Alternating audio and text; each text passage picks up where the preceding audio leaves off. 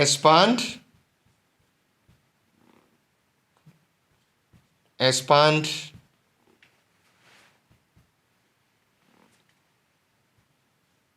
5k minus 7/3 square. So we want to expand this 5k minus 7/3 square. Solution. We have 5k minus 7 divided by 3 square.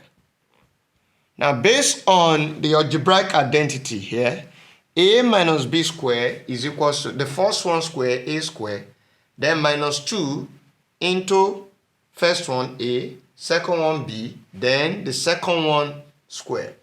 Now, using that technique, the first one square, 5k square minus 2, the first one 5k, into bracket the second one, which is like b here, then 7/3, then plus the last one, which is the second one square also.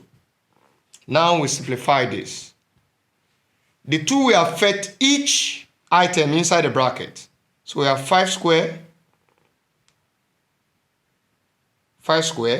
then k square, minus, what do we have? 2 times 5, we have 10.